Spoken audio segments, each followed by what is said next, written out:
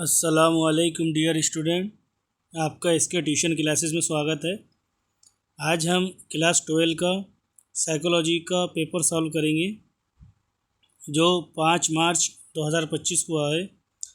जैसा कि question number 1 है, 1 का ए है, उसका जो जवाब है वह है फिलोसॉफी। दूसरे का है क्लोज़र, तीसरे का है इंसल्टिंग। उसके बाद चौथी का है फिज़िकल, पांचवे का है ऑप्टिमिज़म। फिर बी है, बी में match the words from group A और बी अप्रोचिएटली। तो जैसा कि पहले का है बी, दूसरे का है डी, इसके बाद में तीसरा नहीं है तो चौथा है ए, पांचवे में है ई, छठे में है ई। उसके बाद है सी, ट्रू एंड फॉल्स। तो पहला है ट्रू, दूसरा है ट्रू, तीसरा है फॉल्स, चौथा है ट्रू, पांचवा है फॉल्स।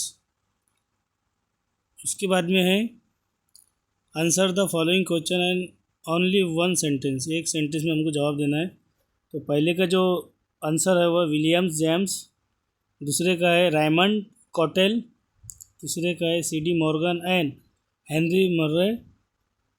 उसके बाद चौथे का है trying to really understand the other person, और पांचवे का है एम्पैथी। उसके बाद में कोई इसमें से 5 करना है जो सवाल यहाँ पे दिए हुए हैं। Right the brief about emergence of humanistic psychology, explain the meaning of emotional intelligence in your own words. तीसरे का है right the meaning of cardinal trait with suitable example. तो इस तरीके से 7 है, तो जिसमें से हमको कोई 5 करना है। उसके बाद है यहाँ पे इसमें सवाल नंबर क्वेश्चन नंबर 3 है, 50 से 60 वर्ड में हमको इसमें लिखना है।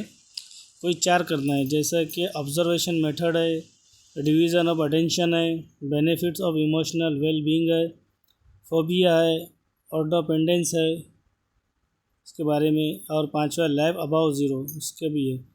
तो कोई हमको यहाँ पे 4 करना है। उसके बाद है क्वेश्चन नंबर 4, इसमें भी कोई 4 करना है। जैसा कि यहाँ पे दिया है, as Dinesh increased amount of his exercise the amount of his body fat decrease. So what is the type of correlation between the amount of exercise and amount of body fat. इस तरीके से कोई हमको इसका जवाब लिखना है। तो 4 है ये, कोई इसमें 4 करना है, इसमें से कोई 2 इधर भी है। उसके बाद है question number 5, explain following concept.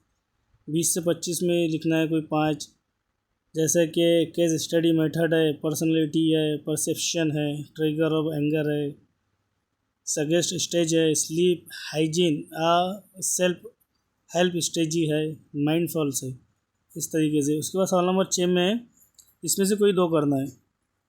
तो कोई हम इसमें से भी 2 कर सकते हैं। फिर इसके बाद में है 2 नंबर का एक्सप्लेन करना है, तो इसमें इसको करना है आपको। फिर 3 नंबर में explain the criteria for psychological disorder, उसके बारे में ये करना है। फिर लास्ट में है सवाल नंबर 7, क्वेश्चन नंबर 7 है, तो 150 से 200 वर्ड में इसमें लिखना है, तो एक्सप्लेन करना है कोई एक को। तो इस तरह से आपका ये साइकोलॉजी का पेपर था जो हमने अब किया है।